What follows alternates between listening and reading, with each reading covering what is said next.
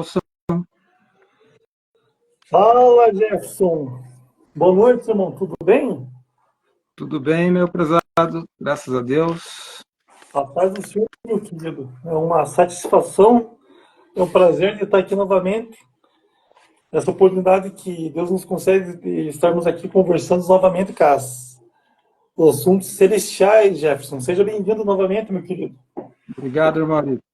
Estamos em torno da palavra, que é o nosso ministério de proclamação da palavra de Deus, também pela internet, né?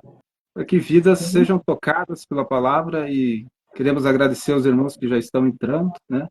Sem E dúvida. em torno da palavra aprendermos um pouco mais sobre Deus, sobre família, sobre igreja e também as nações, o ponto de vista de Deus acerca de todos esses temas que são importantes para a nossa caminhada nessa reta final da igreja na face da terra, né, Arielson? Com certeza, pastor. Hoje vai ser um dia diferente, uma noite diferente aqui, né? É um bate-papo. Geralmente nas lives anteriores, se o pessoal for ver, nós colocamos alguns temas, né, da palavra de Deus. E hoje vai ser um tema, como o pastor Jorge falou, que nós vamos falar sobre Deus, né? Família, como que era a família da igreja dos tempos bíblicos, como que está a família hoje, a igreja em si hoje e a nação, como que nós estamos vivendo, não só na nação, como no mundo, né, Jorge? E é um bate-papo. Nós vamos estar aprendendo um com o outro. Se você, meu querido ouvinte, que está aqui online, quiser fazer alguma pergunta, né, se a gente puder responder, nós estaremos respondendo. Já queremos agradecer a sua presença. Lembrando que esse bate-papo estará indo para o YouTube. Tem um canal lá que se chama Jefferson Renato Ribeiro. É isso, né, pastor? Isso mesmo, Maria. Esteja Renato Ribeiro. isso, estejam ativando o sininho, curtindo, que você ajuda o canal ser uma bênção e ir mais distante e longe, para chegar para aquelas pessoas que precisam ouvir a palavra de Deus. Então, pastor Jefferson, falando de Deus, começando o nosso bate-papo, falando assuntos eternos e nosso grandioso Senhor Deus e a Trindade Santa, como que poderia definir Deus, pastor Jefferson?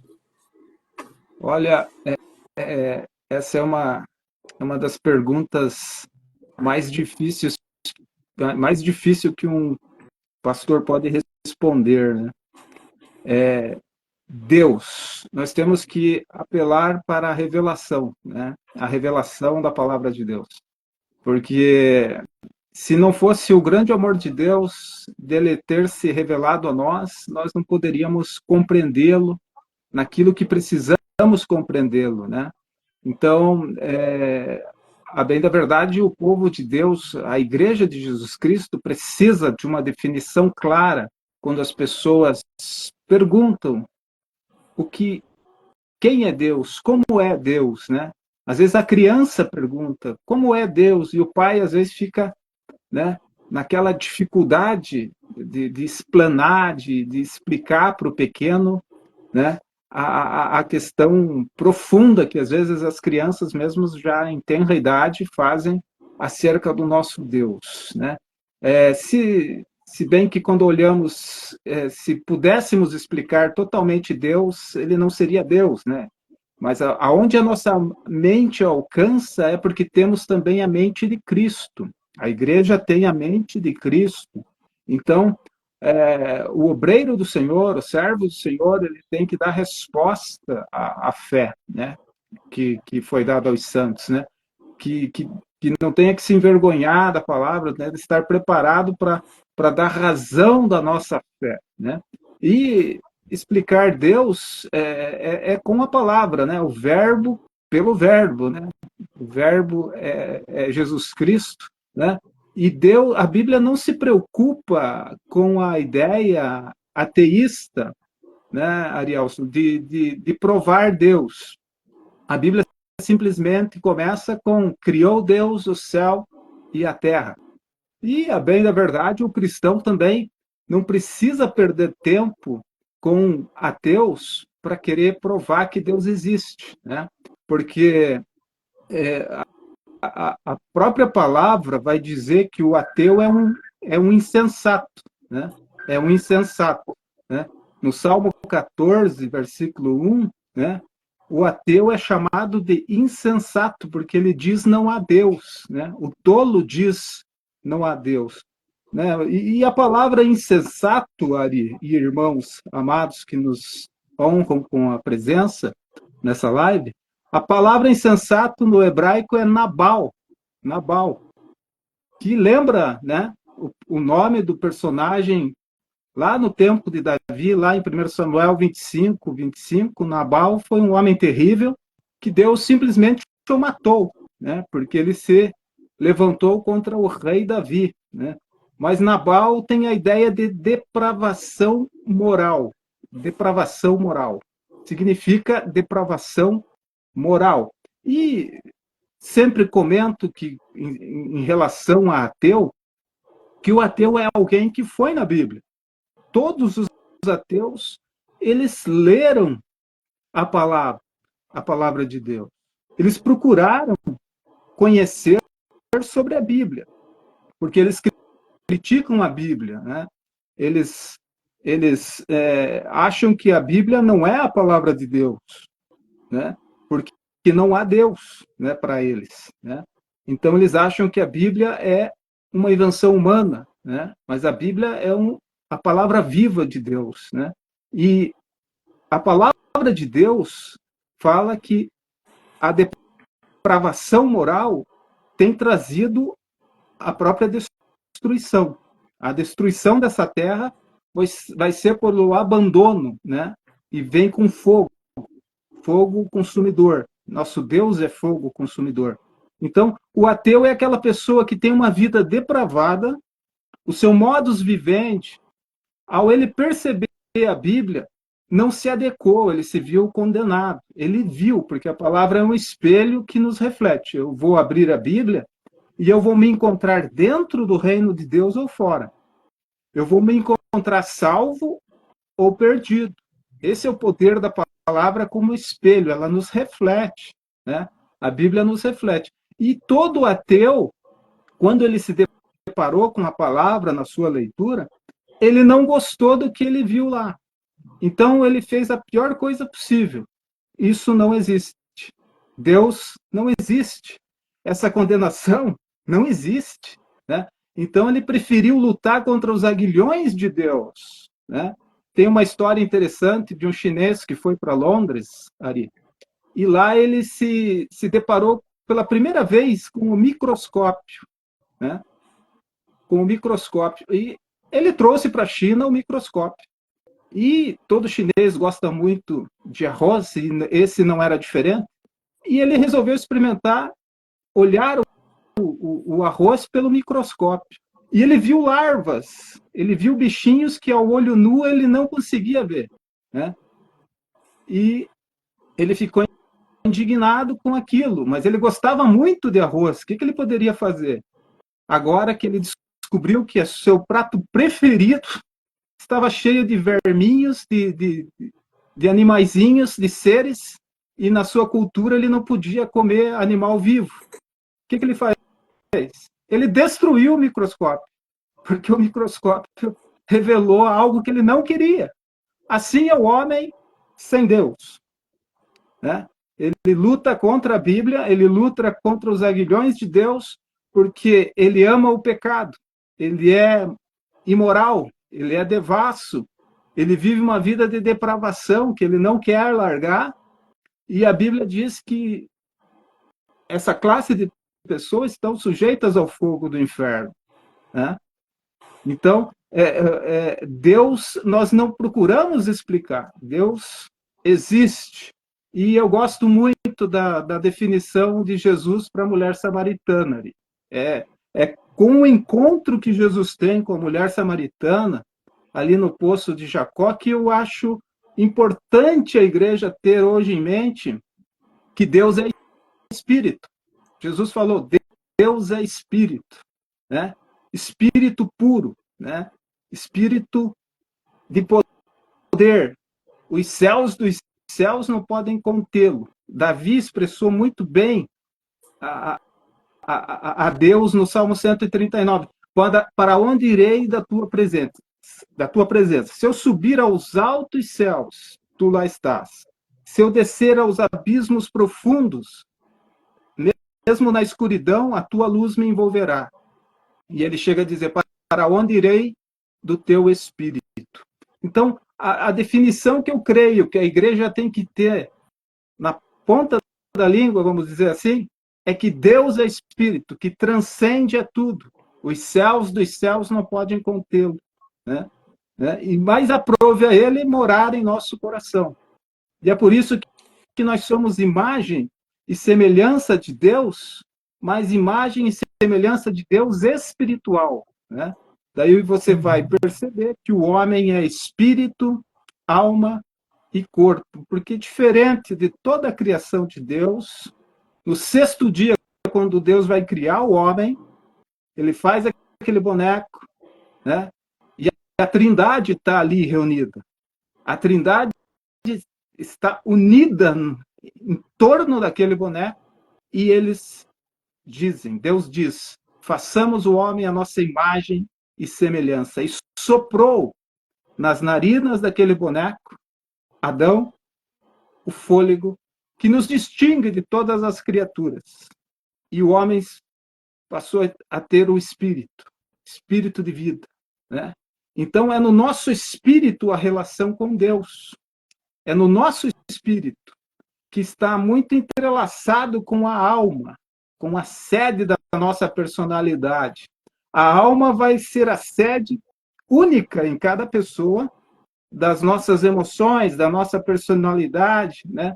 Não há uma alma igual a outra, né? Mas ela está muito entrelaçada com o espírito. E às vezes na Bíblia você vê ora o texto falando o meu espírito está abatido, outra hora a minha alma, porque aflige a minha alma, né? Então há uma alternância porque eles estão muito correlatos, mas são distintos, né? Eu vi uma vez uma explanação que achei interessante, porque você poderia explicar, pastor, como que seria alma e espírito, e o pastor falou, pense no osso da coxa de galinha, quando você está se alimentando, né? Você come a carne e fica aquele nervo no osso, né? E o osso, né? O osso seria o espírito e a alma, aquele nervo encrustado no osso. Eles são intimamente ligados, mas são distintos. Assim é a alma e o espírito naquela ilustração que esse pastor deu acerca do que seria a alma, do que seria o espírito. Mas o espírito é a sede do nosso relacionamento com Deus, né? A parte que tem o sentimento de Deus. Todas as tribos, das mais primitivas, que os historiadores, os arqueólogos, os homens que exploraram as terras longínquas, viram que estas tribos adoravam alguma coisa. Sem conhecer o Deus verdadeiro, tinha umas que adoravam o sol, que adoravam a lua, que adoravam a natureza, mas esse sentimento de adoração está no ser humano, e é no espírito do ser humano. Então, a melhor compreensão de Deus é João 4, 24, quando Jesus encontra a mulher samaritana e ela, né, fala com Jesus sobre adoração, sobre o Monte Gerazim, onde os samaritanos adoravam, o Monte da Benção, né? E daí ali, quando ela vê que está falando com um profeta, quando ela vê que está falando com alguém diferente, né, Jesus Cristo, ela fala, nossos pais adoram neste monte, o Monte Gerazim, monte onde Moisés orientou que era para se proclamar a bênção, né? No Monte Ebal era proclamada a maldição, e os samaritanos adoravam no Monte Gerazim, o Monte da Bênção, né? Mas, mulher, vem o tempo e já chegou, disse Jesus, que nem neste monte, nem em Jerusalém adorareis, mas adorareis ao Pai em espírito e em verdade, porque é estes que o Pai procura para adorar. Então, você vê, Ari e amados, que a definição de Deus como espírito vai romper muitas barreiras que nós vemos até hoje. Eu chamo de síndrome dos samaritanos, porque Jesus vai dizer assim para eles: vós adorais a quem não conheceis. Pensa no que quão terrível é adorar, mas não conhecer a Deus. Adorar, mas não ter intimidade com Deus. Na verdade, nem se adora, né? Se pensa que adora quando eu não conheço a Deus. Porque adorar vem de uma raiz que remete à palavra joelho e fala de se curvar, fala de se dobrar. Não é para aquele que é de alta serviço, né, que não dobra a sua serviço, de dura serviço, como muitas vezes Deus falou acerca do seu povo. Quer ouçam, quer deixem de ouvir, porque são povo de dura serviço. Então, somente fala. Então, a adoração verdadeira, genuína, eu tenho que me dobrar, eu tenho que me inclinar, né? E eu só faço isso se eu sinto Deus no meu espírito. Eu só posso realmente me dobrar se o Espírito Santo já me convenceu do pecado, da justiça e do juízo. Eu só posso me dobrar na presença de Deus se realmente eu sinto Deus dentro, em mim, no templo do meu ser, que é o meu corpo, templo do Espírito. E o lugar mais santo, mais o santuário da morada de Deus no ser humano é no espírito humano, né? Então, daí, todo o corpo é norteado por esta presença de Deus dentro do ser interior do homem, o homem interior, né? Então, a alma é dominada. Então, não tem aquela coisa daí de a minha personalidade é assim, eu sou crente, mas o meu braço não é, como a gente ouve muitas vezes. Não tem, porque o Espírito domina todas as personalidades, né? Não importa se você é sanguíneo, fleumático, né? E todas as outras que a psicologia prega das personalidades, o Espírito Santo te domina, né? O crente verdadeiro que nasceu de novo, né, Ari? Ele fala, né, Jefferson, você é sal na terra, tem que ser luz no mundo, né? Ele pede, ele fala para ser assim, né, Jefferson? E quando a pessoa, tipo, que nem um ateu, um incrédulo, que não acredita que existe um ser superior, Deus, a própria natureza proclama a Deus, né, Jefferson? Eu achei interessante, eu achei até cômico, né, na hora da morte o ateu acredita em Deus, Jefferson. Na hora da morte acredita. Por quê? O que acontece? Teve um pastor que estava contando para nós um dia que o professor de geografia, acho que é geografia, estava explicando sobre o início do mundo, né? Que isso foi através de uma explosão do Big Bang, não sei o que lá e tal, beleza? E nisso tinha um cristão na sala. O nome dele, por coincidência, Daniel. A gente lembra Daniel da Cova dos Leões, né? Daí ele pegou, levantou a mão e falou: não, professor, existe um Deus. Deus criou o mundo, né? Começou a falar. Daí o professor começou a falar para o aluno parar de falar: para, Daniel, não existe Deus, não existe.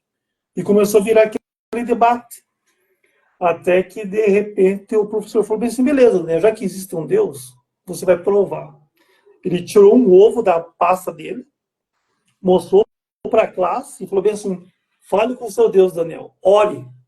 Fale para esse Deus que assim que eu soltar esse ovo aqui e ele cair no chão, ele não quebre, já que existe. Daí a classe inteira virou para trás, começaram a ver o Daniel, né? O Daniel olhou para o professor, olhou para o chão e falou: tá bom, professor, vou orar. E se levantou e começou a orar, agradecendo por mais um dia de vida, por aquele momento que ele estava ali com aquela classe, e falou bem assim: e Deus, para essa classe ver que existe um Deus, eu te peço, o senhor já sabe em quantas partes esse ovo vai quebrar e vai se despedaçar. O senhor é Deus, o senhor já sabe. Mas para essa classe ver que existe um Deus, assim que esse ovo cair no chão e quebrar e se despedaçar, que o professor morra na hora. E a classe... E o professor só ficou olhando, né?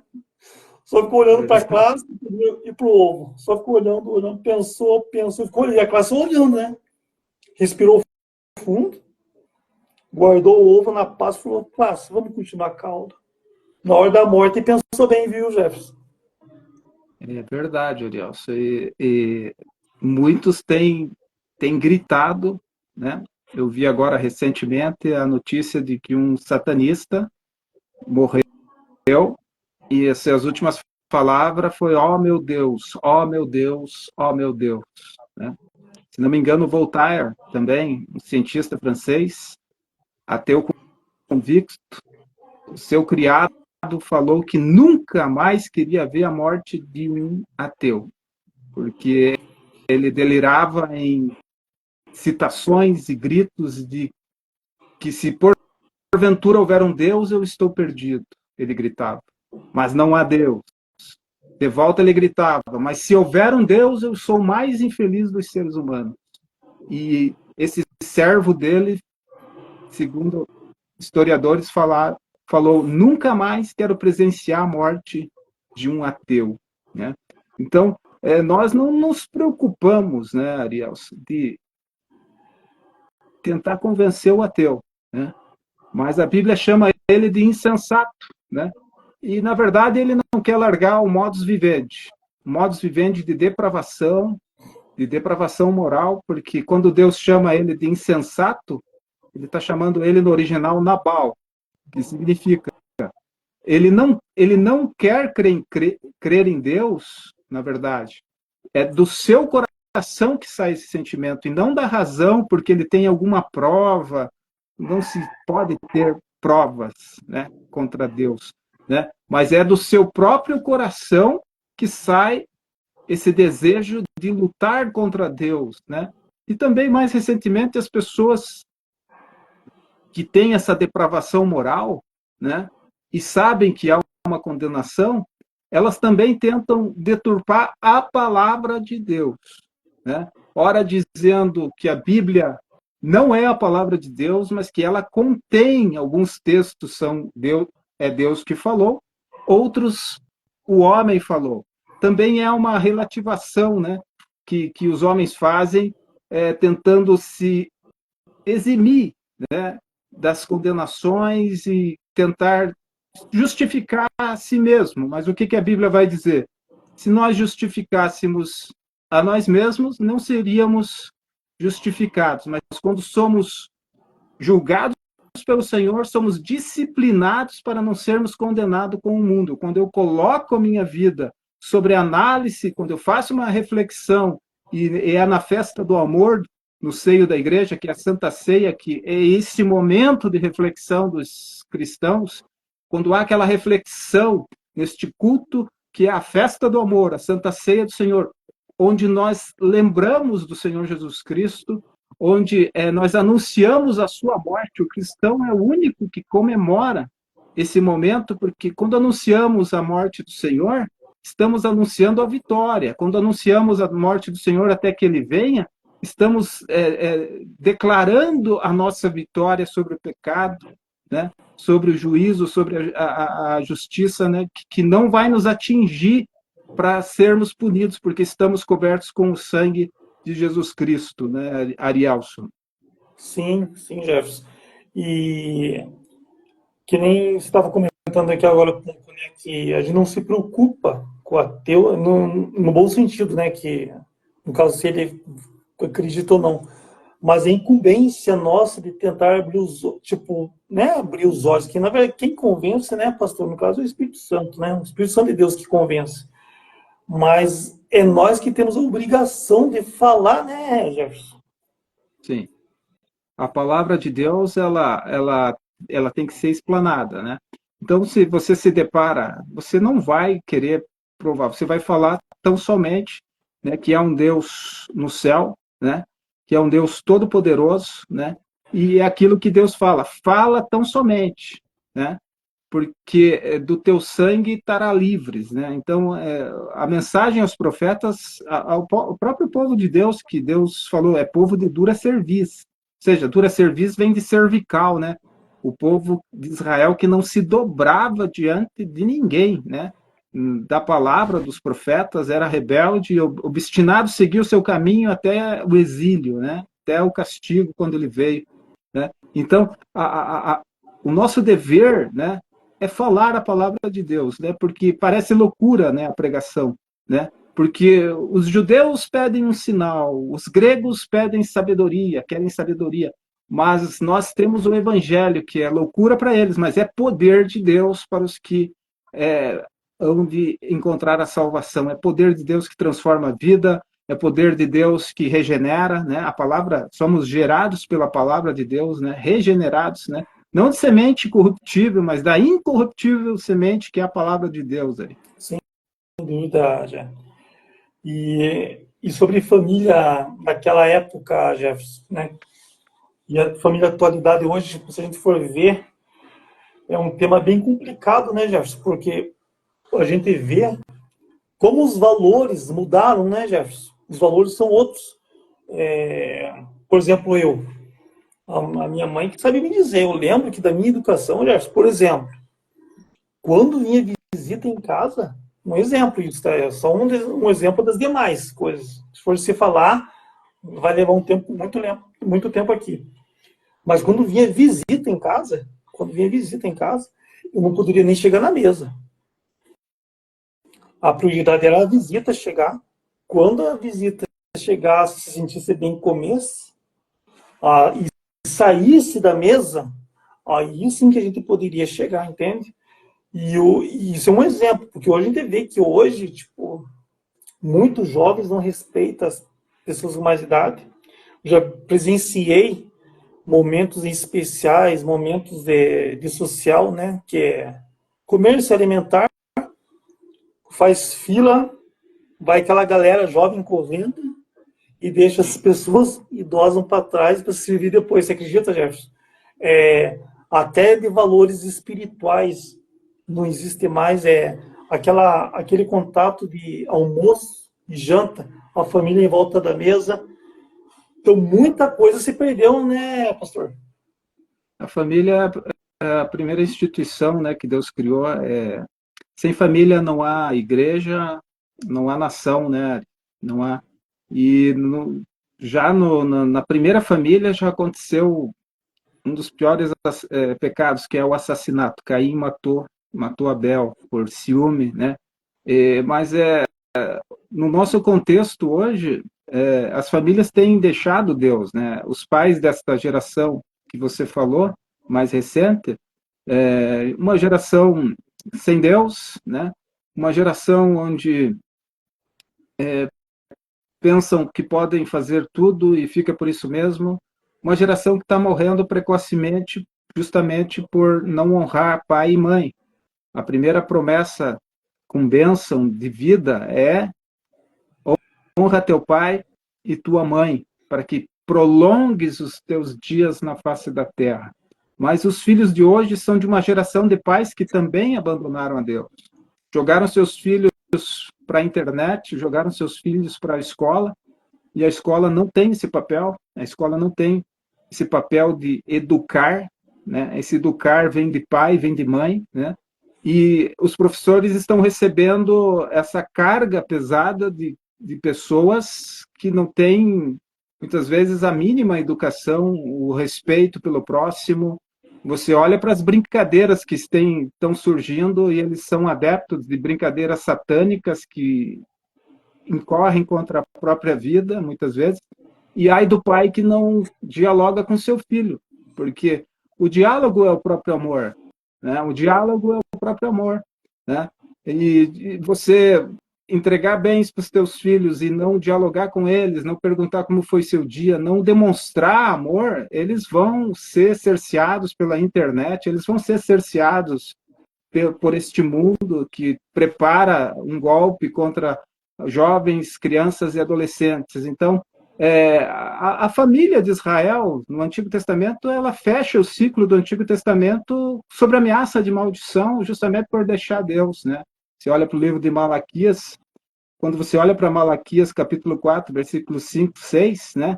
Eis que eu enviarei, diz, né, o Senhor, enviarei o profeta Elias antes que venha o grande e terrível dia do Senhor. Ele converterá o coração dos pais aos filhos e o coração dos filhos aos pais, para que eu não venha e fira a terra com maldição. Ou seja, o Antigo Testamento fecha com a palavra maldição, né?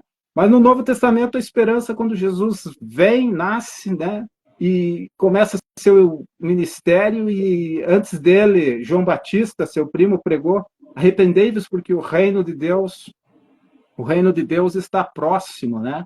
Então, João Batista traz essa mensagem já fazendo o povo pensar, né? Ele vai falar raça de víboras, quem vos induziu a fugir do juízo? Então, as pessoas temiam a mensagem de João Batista. E essa geração não teme mais nada, né? Porque em muitas igrejas também, por isso a ideia de conhecer Deus, né? Ter conhecimento, é a destruição da família, é não conhecer Deus. Lá em Oséias nós vamos ver, conheçamos e prossigamos em conhecer ao Senhor, né? Então, são pessoas que, quando não entendem que Deus é Espírito, né? Elas não têm aquilo que Deus quer ver nelas. O que Deus quer ver em mim, em você? Quando eu entendo que Deus é Espírito. Quando eu entendo que Deus é Espírito, eu tenho o amor de Deus. Os atributos que ele comunicou, ou seja, os atributos comunicáveis, amor, bondade, misericórdia, justiça, longanimidade, benignidade, santidade. É por não ter essa parte que Deus vai requerer que as famílias estão perdendo o contato com Deus, por não entenderem ou não querem entender, ou às vezes a não explanação do evangelho como ele é, a não explicação de Deus, né? Dentro dos cultos da sã doutrina, porque o grande desafio também, Ari, do pastor, vai ser a manutenção da sã doutrina. Então, quando eu entendo que Deus é amor e eu me converti de verdade, o Espírito Santo me convenceu do pecado, da justiça e do juízo, eu tenho que ter amor ao próximo, assim como a mim mesmo.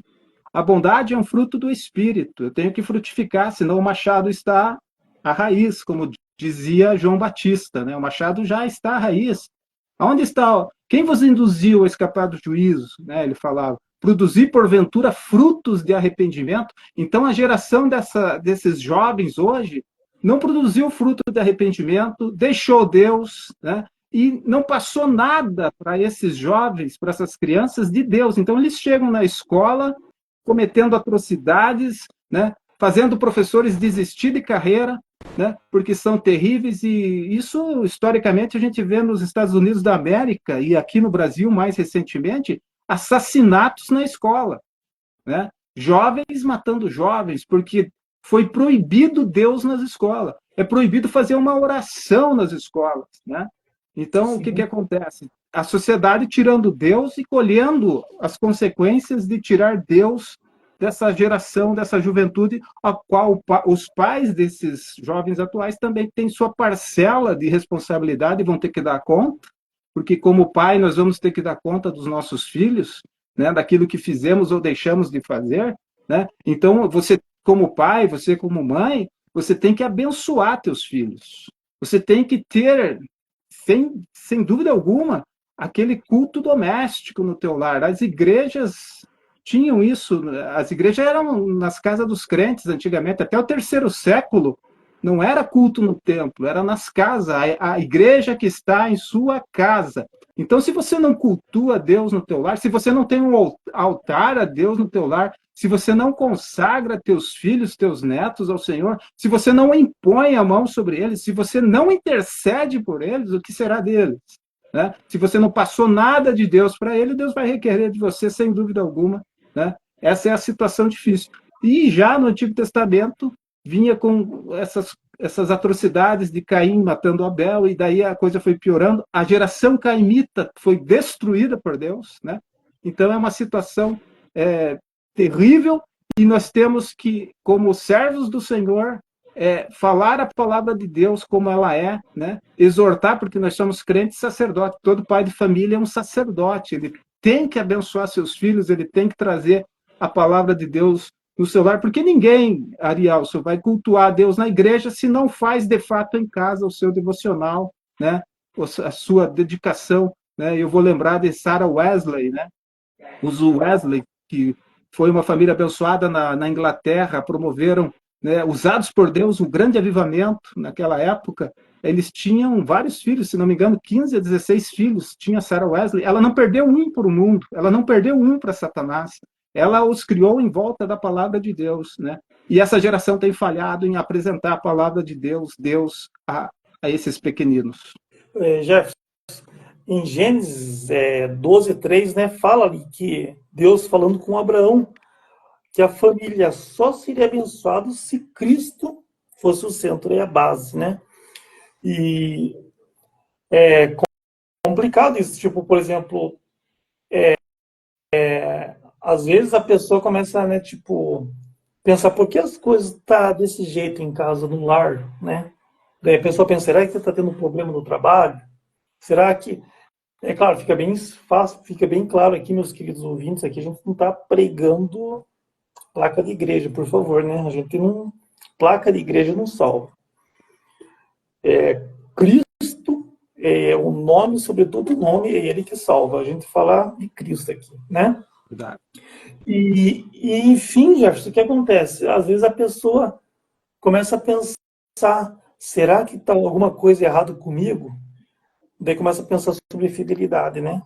Se a pessoa não é fiel em Deus, em primeiro lugar, você não é fiel com Deus, como é que a família que vai ser, Jefferson? Porque Deus, Cristo, a Trindade Santa, é a base de toda a família abençoada, não é mesmo, pastor Jefferson? A palavra de Deus confirma isso em Gênesis 12, 3, né? Quando Deus faz a promessa a Abraão, ele diz que em ti, ou seja, no teu descendente, que é Jesus Cristo, serão benditas todas as famílias da terra. Então, quando Abraão recebe essa promessa, era no seu descendente, a semente da mulher, Jesus Cristo, que viria da semente de Abraão, né? Então, a bênção da família requer Jesus Cristo, requer Jesus Cristo. A paz no mundo requer Jesus Cristo, ele é príncipe da paz. A verdadeira cura requer Jesus Cristo, ele é o Senhor que cura as nossas enfermidades, né? Então, quando a sociedade se reúne para ter um objetivo de tirar Deus da história, ela está fadada à autodestruição. A autodestruição. Você vai ver Sodoma e Gomorra, um prenúncio do que Deus vai fazer com a geração nesse tempo do fim, né? Heródoto, um dos historiadores, quando falava de Sodoma e Gomorra, este é um sinal vívido do que Deus vai fazer, porque a terra está preparada para o fogo, né? Mas ela não vai ser destruída, né? A terra vai ser transformada, mas ela vai ser purificada pelo fogo. Quando olhamos para Jesus como o Cordeiro de Deus que tira o pecado do mundo, e essa foi a expressão magistral de João Batista, é porque ele vai tirar sim o pecado do mundo desse tempo do fim, tirando o pecado, destruindo o pecador, né? Ele poderia ter feito isso no início, mas por nos amar, ele se fez homem. Ele se esvaziou de si mesmo, né? Mesmo sendo Deus, não teve por usurpação ser igual a Deus, mas se esvaziando, né? Ele se fez homem para morrer, porque é impossível que Deus morra, mas ele se fez homem para morrer no meu lugar, no teu lugar, para salvar as famílias da terra, para que ela seja uma bênção. A família remanescente vai ser uma bênção nessa promessa que Deus fez a Abraão. Então, a bênção na família requer a presença de Jesus Cristo, né? E você vai pegar a família, a demonstração de Deus para as mulheres, que elas sejam submissas, né? Assim como a igreja tem que ser submissa a Cristo. Você vai falar e vai olhar para os maridos, a exortação de Deus: maridos, amai as vossas esposas, né? Interessante que Deus não fala, né, através do apóstolo Paulo, para as mulheres amarem os seus maridos, porque isso é mais natural na vida. As mulheres amam mais do que os homens, né? O homem é mais racional, o homem é mais a prática, a mulher é mais sensível, a mulher requer todo um cuidado especial que é da sua natureza. Então o homem é demonstrado a amar a sua esposa, né? Como se fosse a igreja, como Cristo amou a igreja. É uma analogia linda da palavra de Deus. E aos filhos, filhos, obedecei vossos pais, né? Porque a primeira bênção, né, com promessa de vida para que tereis muitos anos de vida na terra, né? Então, e pais, marido e mulher junto, não provoquei a ira aos vossos filhos. Quantos pais que perderam seus filhos, né, que hoje não querem nem saber da casa de Deus, porque provocaram a ira, né?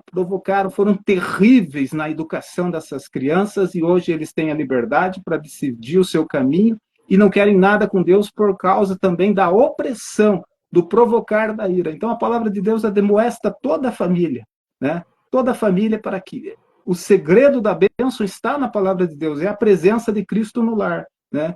E eu penso que todo pai e toda mãe que tem uma problemática com filhos hoje, ele não pode desistir. Ele tem que impor a mão, ele tem que abençoar o seu filho, né? Porque quantos pais, na sua ignorância, não falaram, esse aí não serve para nada, esse aí não vai dar nada, estavam amaldiçoando os seus filhos, né? Quando, na verdade, há poder em nossas palavras. Então, a palavra que sai da minha boca tem que ser bênção, né, Ariel? Tenho que abençoar, não posso desistir da família porque ela está no coração de Deus.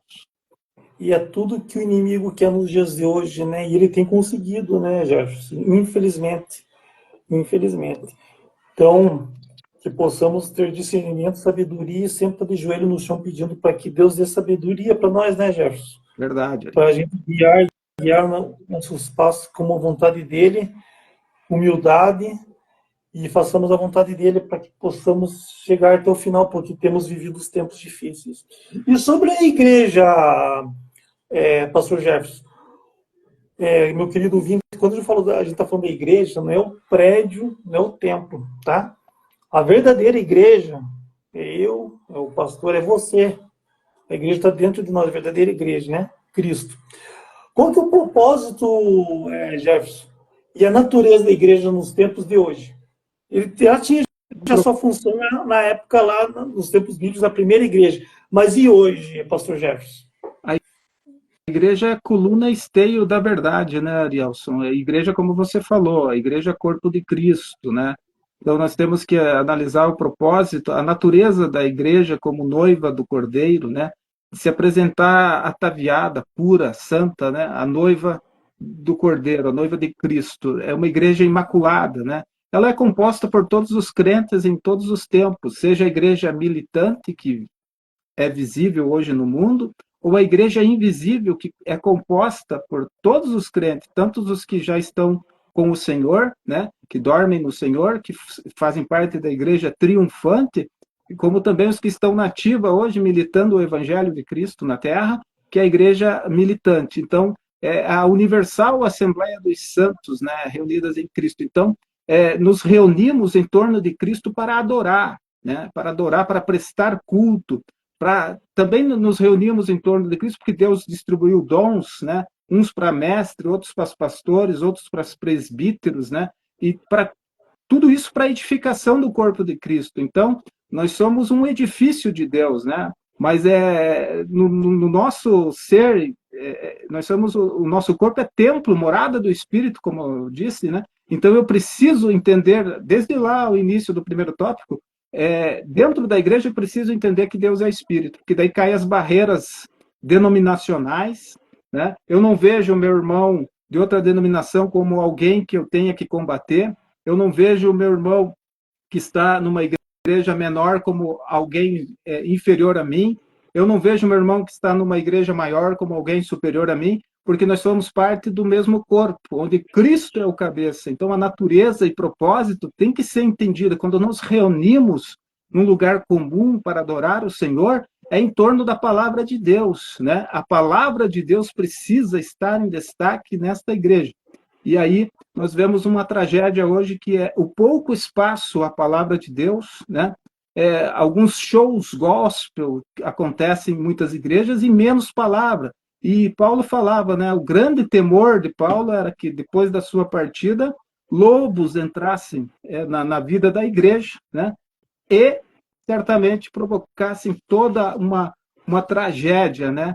E hoje nós vemos essa tragédia tirando dos púlpitos a mensagem da cruz, por tirar a mensagem do Calvário, por tirar a mensagem expositiva da palavra de Deus, a mensagem que edifica, né? A disciplina do corpo de Cristo, né? Porque precisamos nos alimentar com a palavra de Deus, a qualidade da palavra de Deus que está sendo exposta. E em muitas igrejas, em muitas reuniões, e, infelizmente, a palavra de Deus, aquela palavra que convence o pecador, que o Espírito Santo vai agir, né? Porque eu sempre digo, o pecador não tem que se sentir bem na igreja, não estou falando de ser maltratado, estou falando dele ser incomodado por causa do pecado, né? E a palavra está ali, o Espírito Santo está labutando, tentando convencê-lo. Então, das duas, uma, ou ele endurece, ou ele se entrega, né?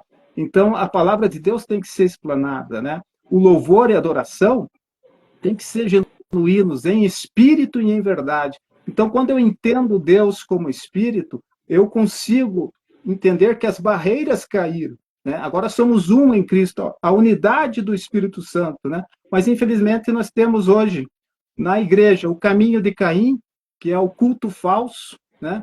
Temos o erro de Balaão, que é os mercenários do evangelho, e temos também a revolta de Coré, que são aqueles que, por revolta, querem o ministério por força, que não respeitam a hierarquia, não respeitam homens de Deus consagrados. Então, esses três estigmas continuam atuando hoje, né? O caminho de Caim, o culto da minha maneira, sem o sacrifício de Cristo na cruz do Calvário, sem a mensagem da cruz, né? Então, a revolta de Coré, a usurpação do ministério. E o erro de Balaão, né, que seguiu seu caminho da perdição, são os pastores mercenários, obreiros mercenários que fazem tudo por dinheiro, a teologia da prosperidade causando dano, né, e esquecendo que a lei do templo, né, a lei do templo, tudo que envolvia em volta do templo era santidade. A lei do templo é santidade. Então,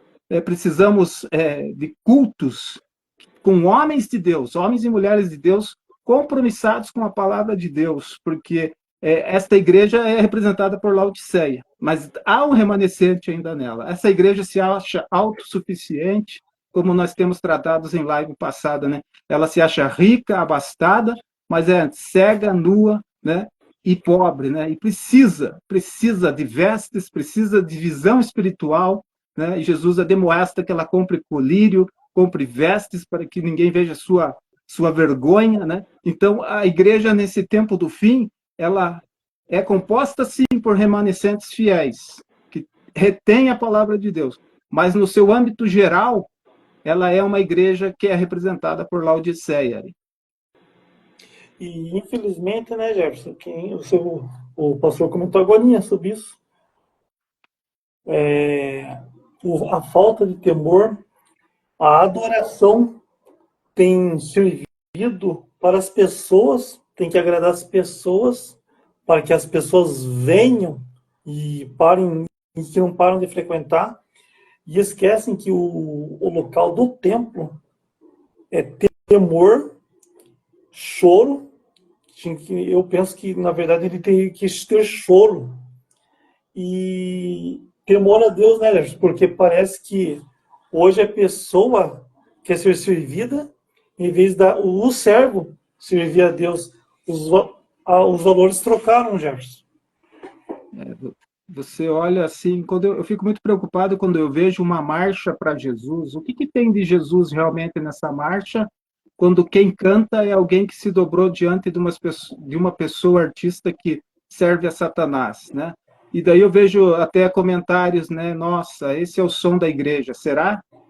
Será que a igreja de Cristo ali, como se fosse um carnaval? No Rio de Janeiro foram para o lugar que é amaldiçoado, né? Onde lá se desfila a carne, a carnalidade, e na Bíblia nós vamos olhar para o primeiro carnaval que teve lá, o episódio em Números de Baal-peor, 24 mil israelitas morreram da peste, né? Então, eu fico muito intrigado com essa ideia que alguns evangélicos têm de que a igreja interferindo no mundo político, precisando. A igreja, a sua batalha é outra. Hoje, como você falou, Ari, entra no teu quarto, chora, clama, quem sabe ainda há esperança, do que ficar fazendo marcha para Jesus para mostrar poder político. E os líderes dessas marchas não são pessoas que têm um testemunho na sua origem que agrada a Deus, estão envolvidos em escândalos terríveis, não são exemplo para ninguém, né? Então, eu fico muito preocupado com essa visão emocionada de muitos que estão achando que isso está no coração de Deus. O coração de Deus requer que você seja quebrantado, contrito, porque isso é agradável a Deus. Jefferson, o que aconteceu no Egito, né, os judeus, se eu for ver, ainda que o pior que eles viram, né, eles viram milagres, coisas que a gente, infelizmente, um dia a gente vai ver coisas maiores um dia, mas no caso, como eles viram o mar se abrir e o maná cair do céu, e aí, mesmo assim murmuraram, tanto que não entraram na Terra Prometida. E se a gente for ver hoje, a igreja, no geral, hoje, a falta de amor para com Deus, porque se prega muito amor de Deus para com o ser humano, mas não prega o amor do servo para o homem para com Deus.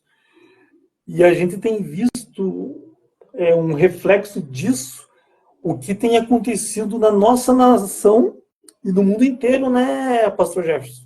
Verdade, verdade. Se toda essa multidão que estava no Rio de Janeiro, em São Paulo, principalmente, nessa chamada marcha para Jesus, entrasse no seu quarto, todos eles, e se humilhasse, e cumprissem o que está escrito em 2 Crônicas 7:14, que se meu povo que se chama pelo meu nome se humilhar, né, e orar, se eles se humilhassem, se eles orassem, se eles buscassem a face do Senhor, né, e confessassem os seus maus caminhos, os seus pecados, o Senhor sararia a nossa terra. Mas ninguém, na sua maioria, quer se humilhar. Ninguém quer orar, porque orar demanda trabalho. A oração é o próprio trabalho, né? Ninguém quer buscar, ninguém quer intimidade com Deus, que só vem através da palavra de Deus, só vem através de um quebrantamento, de uma busca incessante da face do Senhor, de me quebrantar, de pedir misericórdia ao Senhor. É como eu disse, entra no teu quarto, busca o Senhor, chora, porque ainda há esperança, né? Pode haver esperança, né? E se converter dos seus maus caminhos. As pessoas estão na igreja, mas estão convivendo com pecado. E pecado vai levar para o inferno. Pecado não tem história de pecado, pecadinho, pecadão. Pecado, é errar o alvo, é errar o objetivo de vida, está sobre a condenação. Porque quem vive em pecado, quem vive pecando, não é filho de Deus, né? É filho do diabo. A Bíblia é muito clara sobre isso. O pecado não terá domínio sobre vós. Então, a verdadeira igreja do Senhor, ela está de joelhos, ela está quebrantada, ela está orando, ela sabe que a vitória não vem de uma passeata, não vem de um show gospel, a vitória vem através da oração, da humilhação. Só assim o Senhor pode curar a nossa nação, Ari. Somente assim, sobre o arrependimento verdadeiro, né, Jefferson? Eu acho engraçado que muitas pessoas, com certeza o pastor já viu isso, quando falam de Davi, né? Nossa, Davi fez o que fez e Deus perdoou. Mas o arrependimento de Davi, naquela fase, quase no final ali, foi totalmente verdadeiro, né, Jefferson? Agora, quantas vezes, como você falou, no caso, a pessoa que vive no pecado, sabe ter pecado, mas aí já é iniquidade, né? É totalmente iniquidade. Será que conhece Deus? Será que realmente teve aquele amor transbordando no coração, aquele choro de conversão do primeiro amor? E mesmo assim, cada dia, uma vida de pecado e erro, então há de se preocupar, né, Jefferson? E realmente, tipo, do jeito que as coisas estão caminhando, a gente está presenciando isso na nossa nação, não tem como falar que Deus está no controle de todas as coisas, né? O que tem acontecido com a nossa nação e no mundo, na parte da Europa, com certeza Deus está indignado com as nações, né, Pastor Jefferson? O Senhor Deus fala, né, em profeta Zacarias, né, tem uma cena muito tocante, porque o anjo do Senhor está entre as murteiras, né, capítulo 1 de Zacarias, versículo 12 a 21. Ele está sobre as murteiras com os seus anjos, né, os cavaleiros, que estão percorrendo a terra e trazem um relatório da terra, né? E dizem para o Senhor, para o anjo do Senhor, a terra está descansada, a terra está tranquila, enquanto Israel está sofrendo. Então, o anjo do Senhor diz que está indignado com as nações porque seu pecado agravou, né? E na Bíblia há a medida da iniquidade, né? A medida da iniquidade, quando o homem atinge, vem a espada. Então, todo pecador tem uma medida, da qual, quando ele atingir, vem a espada do Senhor, né? E nós estamos vivendo o avivamento da espada, tanto no sentido da palavra de Deus exposta, como do juízo. o juízo vai começar pela casa do Senhor, né? E ai do mundo, onde vai comparecer o ímpio, né, Arielson? Sem dúvida, sem dúvida. Mas, pastor, foi um prazer. Foi um prazer ter essa conversa, esse bate-papo, né? Falando sobre Deus, família, igreja e nação. O tempo voou novamente. Queremos agradecer os nossos queridos ouvintes que estão online aqui nesse momento. Só lembrando que esse bate-papo novamente vai estar indo para o YouTube, no canal do Jefferson Renato Ribeiro. Esteja seguindo lá o canal dele, ativando o sininho, curtindo, que vocês ajudam, que essa mensagem vai adiante. E, Jefferson, eu gostaria de estar pedindo, eu aqui, por força possível, estivesse orando por nós nesse sentido, pela nossa nação, pelas pessoas que ouviram esse bate-papo, pelas pessoas que vão ver no YouTube, que Deus esteja abençoando e colocando a mão nas nossas vidas, dando discernimento e sabedoria nesse mundo tão mal que nós estamos vivendo, pastor Jefferson. Vamos orar pela família, vamos orar pela nossa igreja, pelas nossas igrejas, pela nação brasileira, que precisa muito das nossas orações, que entremos nos nossos quartos. Mas vamos orar aqui pelos irmãos que estão enfermos, de repente uma necessidade específica. O Senhor é poderoso para curar e curar hoje, né? Eu creio no poder de Deus, a oração da fé, que Jesus Cristo atenda às necessidades dos nossos ouvintes. Então eleve teu pensamento ao trono da graça e ore comigo. Amado Deus, eterno Pai, nós te louvamos e te agradecemos pelo novo, pelo vivo caminho, pelo sangue de Jesus derramado na cruz do Calvário. Abençoa todos que estão assistindo agora esta live, cobre com tua mão, com teu sangue. Venha, Senhor, suprir toda necessidade física, material e espiritual. Se porventura é enfermidade, eu repreendo agora em nome de Jesus toda e qualquer enfermidade, Senhor. Abre portas materiais, dá a tua prosperidade, Senhor. Surpreende em meio à caminhada, Senhor. Estende tua mão de poder sobre a igreja do Senhor na terra. Estende tua mão sobre as famílias, livrando do mal e da morte. Repreende as enfermidades, as pestes, as pragas que estão assolando o nosso século, Senhor. Em nome de Jesus, Senhor, nós oramos e te agradecemos para a honra e glória do teu nome, Jesus. Amém e amém. Amém. Amém. Obrigado, viu, pastor? Obrigado. Quero agradecer as pessoas que entraram, né? Estavam online nesse momento. Deus abençoe grandemente você, a sua família. Deus tem um propósito na vida de cada um de vocês, meus queridos. E foi uma live diferente hoje. Semana que vem, ou será na sexta ou no sábado, né? A live, geralmente, hoje fizemos na sexta porque tivemos um imprevisto de horário, mas geralmente tem feito de sábado. Hoje deu certo fazer na sexta-feira. Queremos agradecer a presença de cada um. Deus abençoe grandemente a vida de cada um. E Jefferson, continue essa bênção. Deus abençoe você, sua família, nossa nação. E Maranata, vem Jesus, Jefferson. Viva Cristo em nosso viver diário. Deus te abençoe, Deus abençoe os irmãos. Amém. Grande abraço para todos aí. Até em breve.